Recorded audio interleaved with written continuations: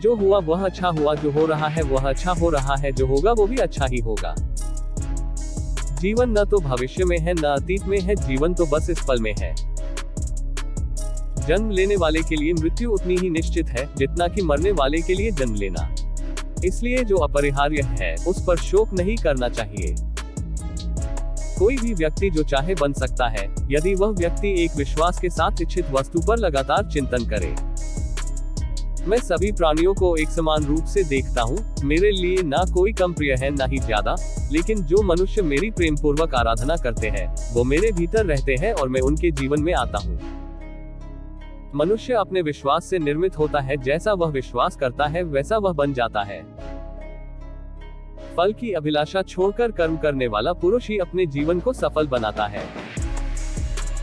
मेरा तेरा, छोटा बड़ा, अपना पराया, मन से मिटा दो, फिर सब तुम्हारा है और तुम सबके हो। जिसने मन को जीत लिया है उसने पहले ही परमात्मा को प्राप्त कर लिया है, क्योंकि उसने शांति प्राप्त कर ली है। ऐसे मनुष्य के लिए सुख दुख, सर्दी गर्मी और मान अपमान एक से है।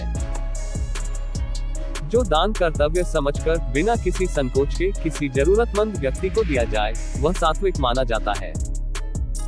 ईश्वर, ब्राह्मणों, गुरु, माता पिता जैसे गुरुजनों की पूजा करना तथा पवित्रता, सरलता, ब्रह्मचर्य और अहिंसा ही शारीरिक तपस्या है।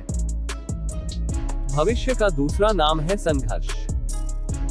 हे अर्जुन, जो बहुत खाता है या कम खाता है, जो ज्यादा सोता है या कम सोता है, वह कभी भी योगी नहीं बन सकता।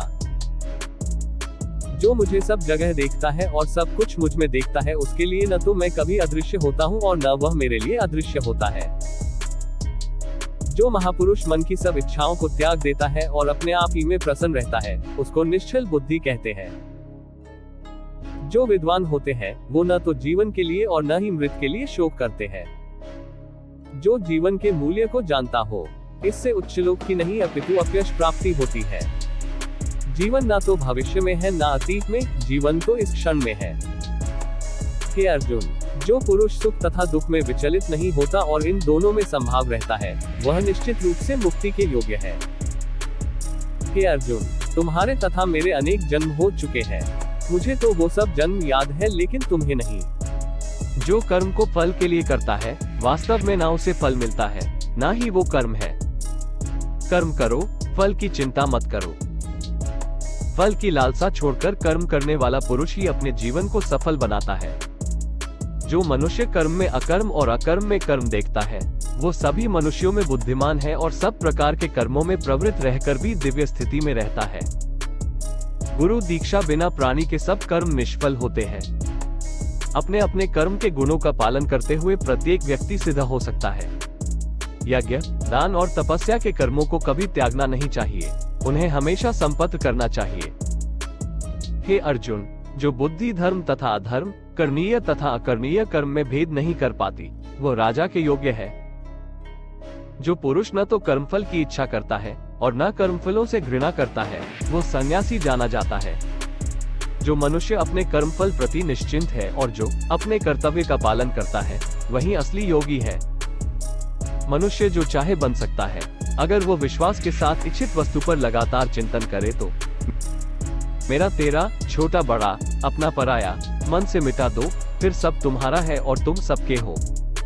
जो हुआ वो अच्छा हुआ, जो हो रहा है वो अच्छा हो रहा है, जो होगा वो भी अच्छा ही होगा। अगर कोई प्रेम और भक्ति के साथ मुझे पत्र, फूल, फल या जल प्रदान करता है तो मैं उसे स्वीकार करता हूँ। जिसने मन को जीत लिया है उसके लिए मन सबसे अच्छा मित्र है, लेकिन जो ऐसा नहीं कर पाया उसके लिए मन सबसे बड़ा दुश्मन बना रहेगा। मैं ही लक्ष्य, पालन करता, स्वामी, साक्षी, धाम, शरण स्थली तथा अत्यंत प्रिय मित्र हूँ। मैं सृष्टि तथा ब्रह्मांड, सबका आधार, आश्रय तथा अविनाशी बीज भी हूँ। जो लोग हृदय को नियंत्रित नहीं करते हैं, उनके लिए वो शत्रु के समान काम करता है। जिसने जन्म लिया है उसकी मृत्यु निश्चित है और मृत्यु के पश्चात पुनर्जन्म भी निश्चित है। जो लोग भक्ति में श्रद्धा नहीं रखते, वे मुझे पा नहीं सकते, अतः वे इस दुनिया में जन्म मृत्यु के रास्ते पर वापस आते रहते हैं।